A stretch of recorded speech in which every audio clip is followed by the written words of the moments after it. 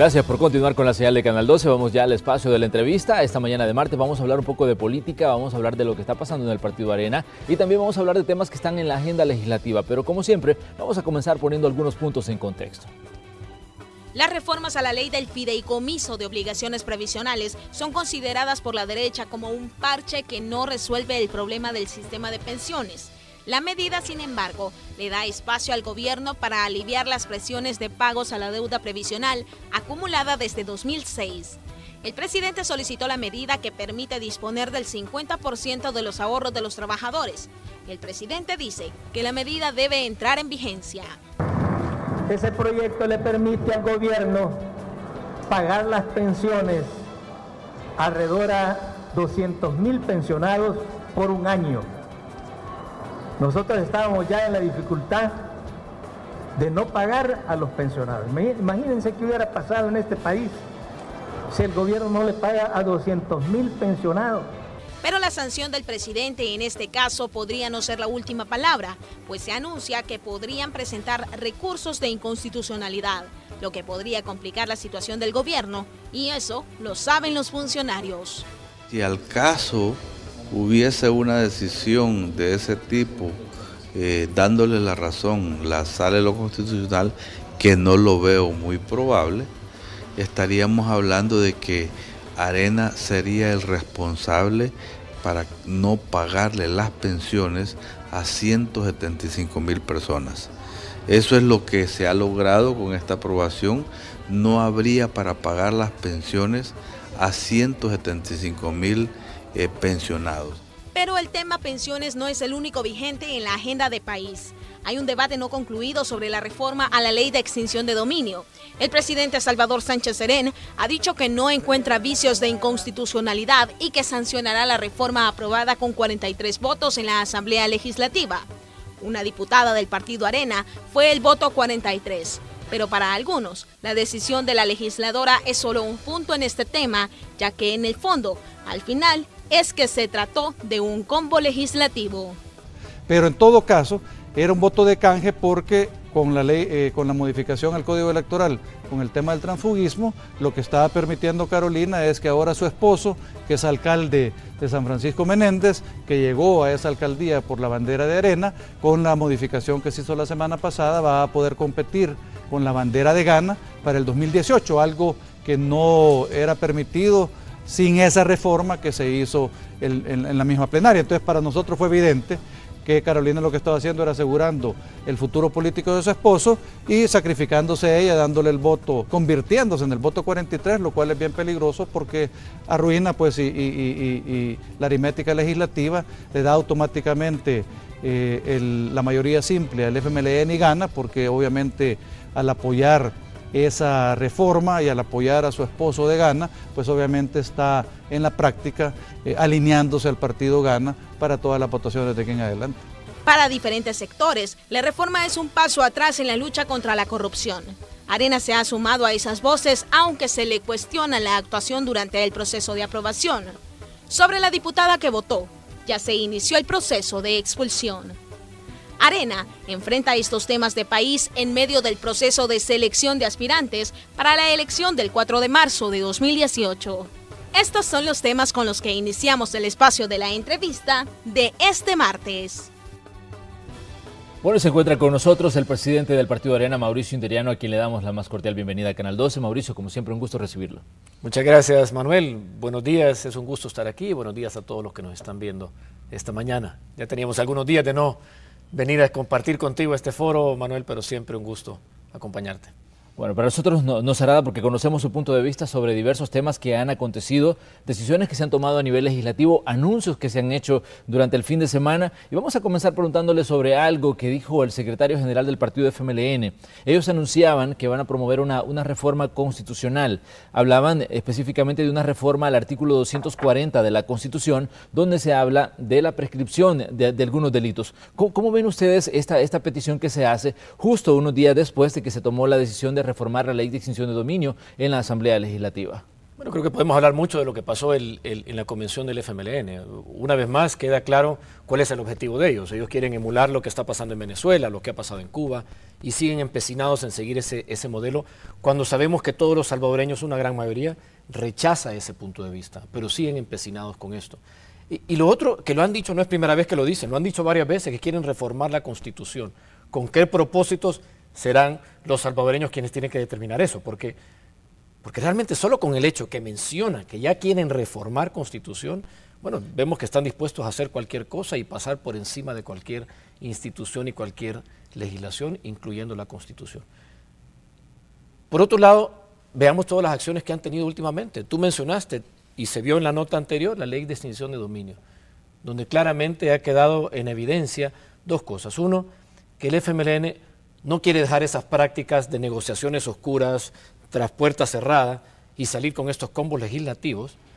Y lo otro, que lo que vimos de ese combo fueron 3 reformas. 2 en apoyo a los corruptos, para tapar corrupción. Y la otra, para sacarle más plata del bolsillo a los salvadoreños, que es lo que ellos han venido trabajando en todo este tiempo, protegiendo a sus corruptos y, por otro lado, buscando más y más plata para seguir con su plan, que ya vimos que no beneficia a los salvadoreños, sino que solo está beneficiando a la cúpula y al grupo del FMLN para mantenerse en el poder.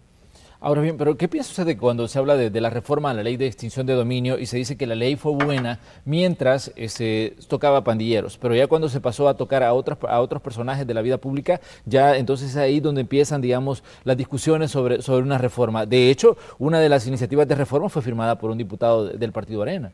Sí, lo que nosotros dijimos es, esa ley, hay que reformar ciertas partes de esa ley, pero lo que también dijimos, tomémonos el tiempo de discutirla bien. ¿Cuál es la prisa? ¿Cuál era la prisa de pasar a la carrera el martes pasado?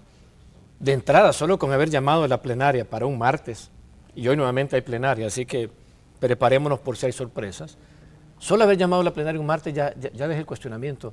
Y nosotros les dijimos, miren, si hay que reformar, si hay que revisarla, hagámoslo bien, con todos los actores políticos, con todos los actores de la sociedad que tengan que ver con este tema. Pero no hay prisa. Pero no, por alguna razón lo quisieron pasar hacia la carrera a puerta cerrada sin ninguna discusión en plenaria, y fue lo que vimos la semana pasada.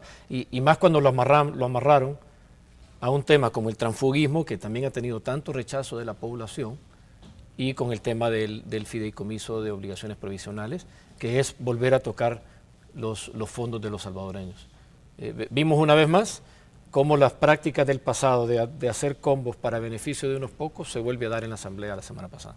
Pero ahora bien, ¿cuál sería, digamos, la posición que asumiría Arena en cuanto a la reforma al artículo 240, donde se habla de la prescripción de lavado de dinero? Porque eso fue lo que dijo Medardo González. Nosotros dijo, vamos a promover una reforma constitucional, o estamos interesados en que haya una reforma constitucional del artículo 240, donde se habla de la prescripción del delito de lavado de dinero. Nosotros queremos que estos delitos no prescriban. ¿Cuál va a ser la posición que asumiría en este caso Arena cuando ya, digamos, se presente una propuesta de este tipo en firme? Nosotros, por ejemplo, la ley de extinción de dominio, parte de lo que se está viendo es precisamente la prescripción. Vienen ellos y le ponen solo 10 años y lo quieren amarrar a 10 años nada más en la mayoría de los delitos, y claramente eso es un tema que hay que discutir. 10 años es muy corto para muchos de estos delitos. Entonces es un tema que requiere más discusión. Lo mismo que te digo, requiere más discusión, porque la idea es que tengamos las leyes y las instituciones para combatir la corrupción que tanto nos ha golpeado y que nos sigue golpeando a estas alturas. Y eso es lo que debe prevalecer, pero eso requiere discusión, eso requiere un buen análisis, teniendo el objetivo claro y no perderse de vista que lo que buscamos es luchar contra la corrupción y proteger la institucionalidad de nuestro país. ¿Considera usted que se tendría que haber hecho eco de las declaraciones que daba la embajadora de los Estados Unidos, Jean Elizabeth Mains, que incluso a través de redes sociales ella preguntaba, ¿y cuál es la prisa a la hora de discutir las reformas a la ley de extinción de dominio? Bueno, lo que te estoy diciendo en este momento, ¿cuál es la prisa? ¿Por qué tuvo que haber pasado la semana pasada? ¿Por qué no se dio una discusión en la plenaria, Manuel? ¿Por qué ni siquiera se permitió que se discutiera en la plenaria? A ver, eso ya nos deja que pensar. ¿Cuál es la prisa? Hagamos las cosas bien. Pero aquí obviamente se ve que hay gato encerrado, se ve que hay cosas oscuras que están pasando, y algunos todavía me preguntan, bueno, mire, y les sorprende que el presidente va a sancionar, ya dijo que va a sancionarlo, y ¿cómo nos va a sorprender si eso viene de ahí, si realmente desde ahí, desde el partido de gobierno es que han impulsado todas estas medidas? ¿Qué es lo que han negociado detrás? Bueno, ellos sabrán todo lo que están negociando detrás de puertas con esto, pero eso es la realidad que estamos viviendo. Y por eso es lo que tenemos que realmente cambiar hacia adelante. Pero, Mauricio, y esa es la oportunidad que tenemos para cambiar en marzo del 2018, para cambiar esa aritmética legislativa para que se evite que se sigan dando este tipo de prácticas. Pero Mauricio, todos se preguntan por qué también la actitud de Arena a la hora de discutir el tema de la extinción de dominio, a la hora de la votación. Carolina Ramírez, obviamente ya todo el mundo explica a qué se debió, digamos, que ella votara y se alineara con ciertas disposiciones que se aprobaron en esa sesión plenaria. Pero la pregunta es por qué Arena no votó en contra, por qué Arena no se abstuvo, sino que simplemente guardó silencio. ¿Cuál era el plan al asumir esta posición como bancada legislativa? A ver, te lo digo desde el punto de vista técnico y luego te doy la parte más política. Desde el punto de vista técnico, nosotros sí estábamos conscientes que había que hacer algunas reformas a la ley. Y por eso es que la posición nuestra es reformemos la ley, pero tomémonos el tiempo. Y por eso fue que la votación se dio de esa manera. Por otro lado, políticamente nos queda claro que tenemos que ser muy cuidadosos en cómo se toman estas votaciones por la interpretación que da la población. Lo que sí está claro, y desde el inicio estuvo claro, que no estábamos de acuerdo en las reformas como se estaban dando. En ninguna de las tres reformas. Claramente debe quedar claro cuál es la posición del partido y la manera como votamos. Creo que quedó un poco la confusión entre la población. Pero nuestra posición fue muy clara y no acompañamos ninguna de las tres medidas. Y sí nos preocupa que mucha de la discusión se ha quedado en cómo votó Arena, pero eso también nos está distrayendo de ver lo que realmente está pasando en la Asamblea, porque probablemente ese cómo no ha terminado. Hoy hay plenaria y tenemos que estar pendientes de lo que va a pasar, de que no vuelvan a sorprendernos como salvadoreños de esa manera. Porque el martes pasado eso es lo que buscaron, sorprender a todo El Salvador, sorprender también a los demás partidos que no participamos en ese combo, pasando estas reformas. ¿Pero qué podría venir, digamos, como sorpresa, una elección de la Corte de Cuentas de la República? Porque se mencionaba incluso de que podría ser parte del arreglo político. ¿Consideran ustedes así que puede haber algún tipo de arreglo para hacer una elección de segundo grado de una entidad tan importante como la Corte de Cuentas? Pues eso es lo que esperamos que no se dé. La Corte de Cuentas, como bien dices, es una institución clave para la lucha contra la corrupción, para la transparencia de todas las instituciones. Y debe ser una entidad que tenga autonomía, que tenga independencia, que no se base en cuotas partidarias. Esperamos que esto no sea parte del combo, pero eso es algo de las cosas que puede pasar en este mismo día, ya que en esta fecha se tiene que elegir nuevamente los magistrados de la Corte de Cuentas.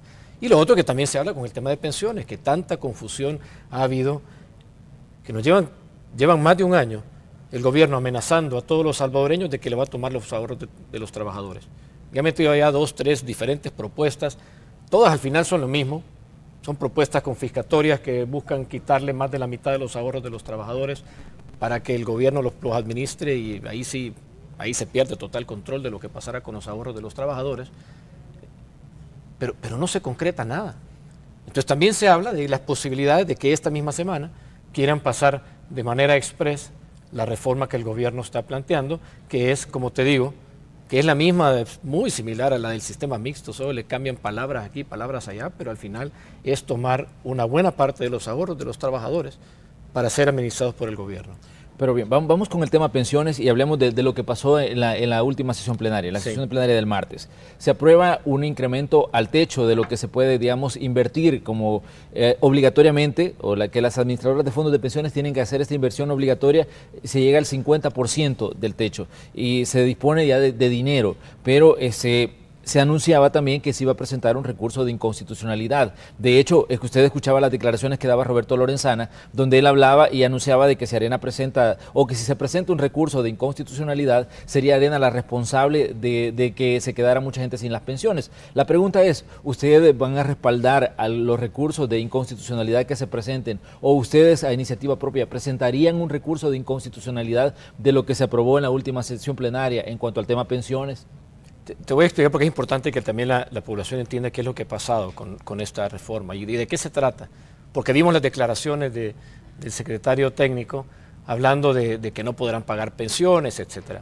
A ver, el problema o las necesidades fiscales por el sistema de pensiones se conocen desde hace mucho tiempo. Eso no es nuevo, esto lo venimos proyectando desde hace más de un año. Por eso se ha venido hablando del tema de pensiones, de cómo se debe hacer algunas reformas. se presentó hace varios meses la reforma de la iniciativa ciudadana, la cual nosotros como partido hemos evaluado y realmente cumple con la mayoría de los requisitos que vemos nosotros hacia adelante. Desde hace varios meses se pudo haber aprobado esta reforma, que esto es lo que hubiera evitado que lleguemos a esta situación a tener que incrementar límites, o aún hubiera evitado que llegáramos a un impago como fue en abril. Y creo que eso debemos entenderlo, que ese impago que fue causado por el mismo gobierno, por no querer tomar otras acciones, le ha causado un gran daño a todos los salvadoreños. Pero a ver, ¿qué es lo que pasa? Y te lo pongo como un ejemplo. Si tú estás necesitado de plata porque tenés obligaciones con tu familia, lo que sea, y necesitas algún financiamiento, tenés diversas fuentes de financiamiento, y querés que te preste a alguien y te preste algún familiar, pero por alguna razón tú le prestás plata a esa persona, pero después decidís gastarte la plata en otra cosa. Te la gastaste en qué sé yo, en salir con tus amigos y todo. A la hora de las horas ya no le pagas el crédito a esa misma persona. O le empezás a pagar, pero ya no le pagas intereses. Le digo, mira, te voy a pagar solo el capital y mira, fíjate que te voy quedando mal, ya no puedo más. Pero la otra persona, viene otro amigo y le dice, mira, tenés otra alternativa para que realmente ya no dependás de los préstamos que Manuel te está haciendo, porque Manuel probablemente no es tan buena paga en este momento.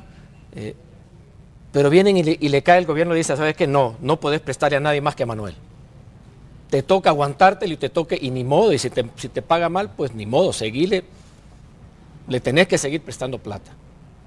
Eso es un poco lo que está pasando aquí. Ya vimos que el gobierno le falló en abril a todos los salvadoreños, porque causó el impago. Lo otro, ya vemos que el gobierno paga una tasa muy baja a los fondos de pensiones. Hace poco pagaban menos del 2%, ahora andan por el 2%. Y eso está causando que las pensiones que las pensiones futuras de los salvadoreños vayan a ser muy bajas. Por eso se necesita una reforma integral que realmente venga a exigir y a permitir a que los trabajadores reciban un mejor interés, y que el gobierno, y que se asegure que el gobierno vaya a tener los recursos para pagar esas deudas. Pero Mauricio, volvemos con este incremento, lo que se hizo es obligar a los trabajadores a prestarles $500 millones más al gobierno para sus obligaciones. Y esto se pudo haber evitado al tener una reforma integral. Lo que hemos dicho nosotros, no más parches al sistema de ahorro de pensiones. Pongámonos a trabajar, salgamos con una reforma, ahí está la base de la ICP, si hay que hacer algunos ajustes, hagámoslos, pero salgamos de esto ya y evitamos seguirle metiendo la mano a los ahorros de los trabajadores y evitamos que se sigan pagando tasas de interés tan bajas, y evitemos también que en pocos meses, una vez más, ya veremos que el gobierno va a decir estamos en riesgo de impago otra vez, y eso pone en riesgo la imagen de todo nuestro país y afecta el bienestar de todos los salvadoreños. Pero le repito mi pregunta, ¿ustedes van a acompañar a personas que presenten, digamos, un recurso de inconstitucionalidad, o lo presentarían ustedes como Arena ante lo que se aprobó en la sesión plenaria anterior? Sí, estamos evaluando todas las medidas legales que se puedan tomar para proteger esto. Y lo otro que estamos impulsando, porque no solo es ir a bloquear y ir a frenar lo que se hizo, sino es proponer una respuesta, proponer una solución. Y la solución ahí está, Manuel, si la solución ahí está, las reformas, tomémonos el tiempo y hagámoslo. Pero en lugar de querer buscar una solución, lo que vemos el gobierno es que pone otra propuesta, que ayer mismo en la Comisión de Hacienda se estuvo discutiendo, y eso viene a retrasar 1 o 2 meses más. Lo que están proponiendo es retrasar un par de meses más esta discusión. Solo están alargando el problema, no le están resolviendo a los salvadoreños, y lo que nosotros les pedimos es, tengamos la voluntad, agarremos la propuesta de ICP, que está, si hay que hacer ajustes, que sean ajustes, pero resolvamos a los salvadoreños y cerremos este tema ya, que va a resolver no solo a los trabajadores dueños de los fondos de pensiones, sino también viene a dar un alivio fiscal al gobierno, como ya quedó comprobado. Ya han habido organismos como Banco Mundial que lo han visto y están de acuerdo en la validez y la robustez de esta propuesta. Muy bien, vamos a hacer una pequeña pausa comercial. Les invitamos a que continúen con nosotros. Todavía tenemos muchas preguntas para el presidente del Partido Arena, Mauricio Interiano. Ya venimos. Gracias por continuar con nosotros. Esta mañana, aquí en el espacio de la entrevista de Hechos AM, estamos conversando con el presidente del Partido Arena, Mauricio Interiano. Estamos hablando sobre situaciones que ocurrieron la semana anterior, decisiones que se tomaron a nivel legislativo y también las repercusiones que puede tener a futuro. Ya él nos decía que no descartan la posibilidad de que se presente un recurso de inconstitucionalidad y que ellos acompañen ese recurso, sobre todo en el tema pensiones. Pero, ¿qué piensan de todo lo que ha estado pasando, Mauricio, en estas últimas sesiones plenarias? Usted nos decía, esperemos que hoy el plenario no nos den otra sorpresa, pero ¿cuál es, digamos, el planteamiento que va a hacer Arena como oposición de acuerdo al tratamiento que se le van a dar los temas a nivel legislativo? Ya veíamos que el tema pensiones es un tema que no está cerrado. Llegaba ayer el ministro de Hacienda a la Comisión de Hacienda de la Asamblea Legislativa y a dar explicaciones y a dar razones por las que se debe tomar en cuenta esta nueva propuesta de reforma al sistema de pensiones que ha presentado el gobierno.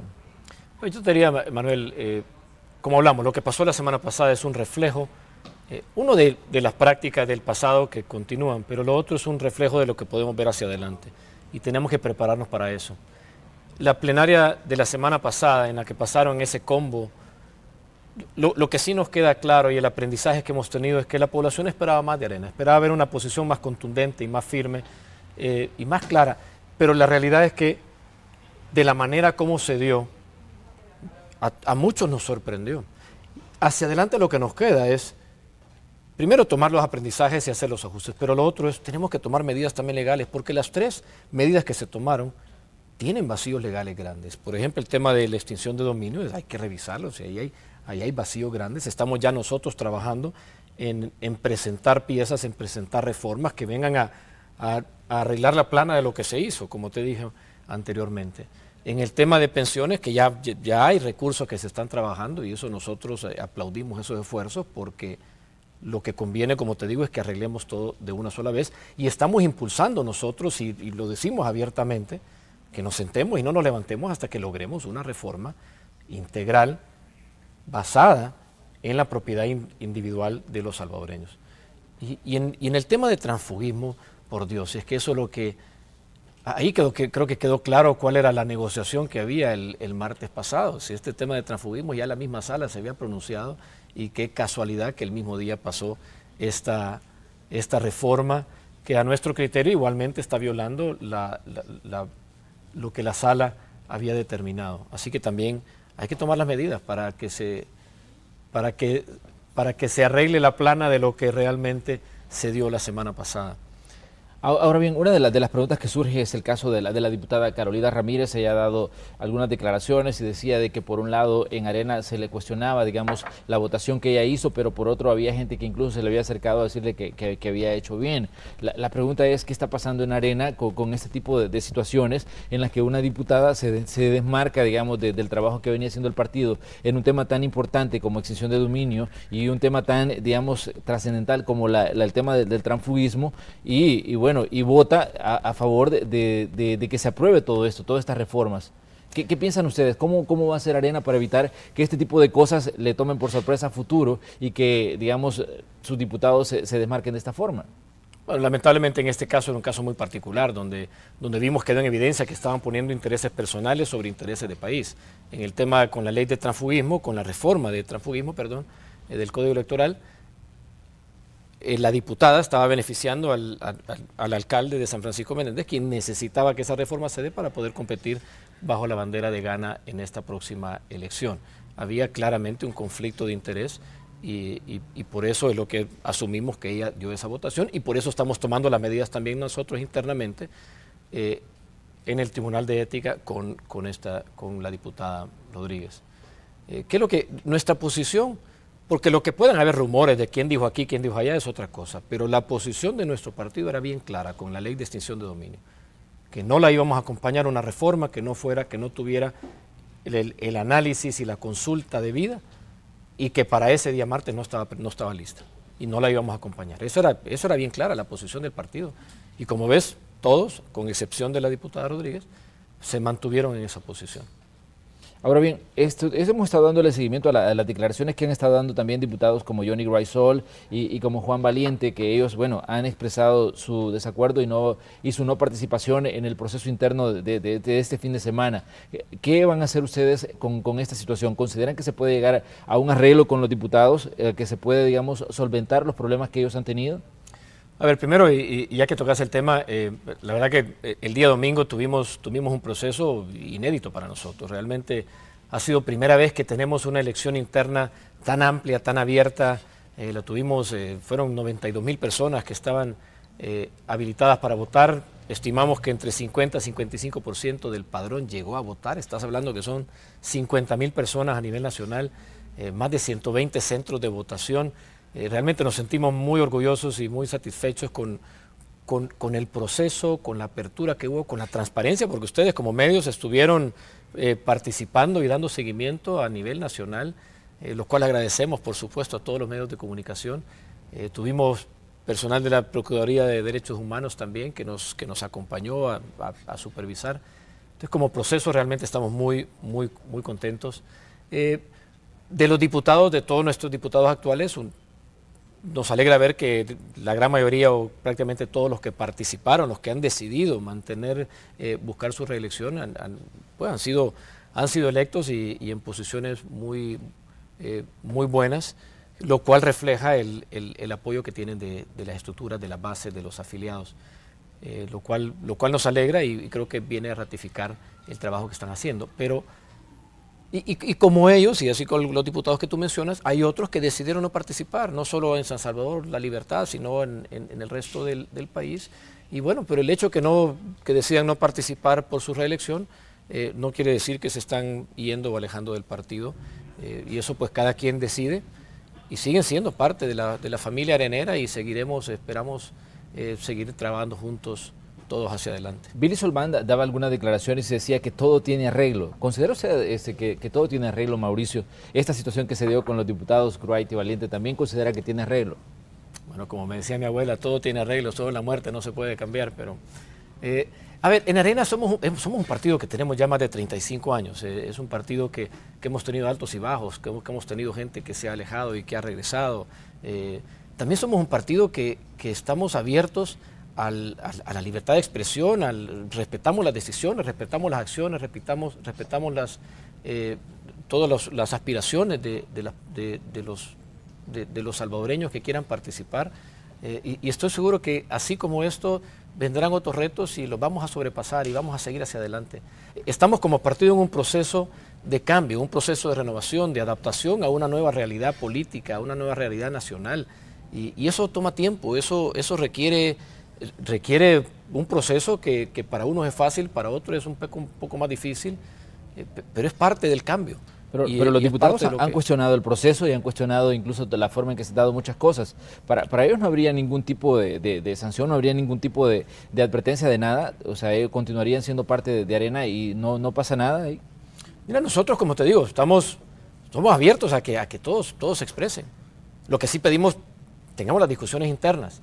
Y por otro lado, están las instituciones como el Tribunal de Ética, Tribunal de Primera Instancia, por si algún miembro de Arena tendrá alguna queja con algún otro. Pero la vida sigue, Manuel, seguimos y seguimos con un gran reto. Y eso es lo que a veces, y sí quiero resaltar esto, muchas veces nos quedamos nosotros viéndonos hacia adentro, viéndonos al ombligo, hablando de estos rumores aquí y de allá y magnificamos los temas. No perdamos de vista lo que tenemos enfrente. Por eso quiero resaltar lo que pasó la semana pasada.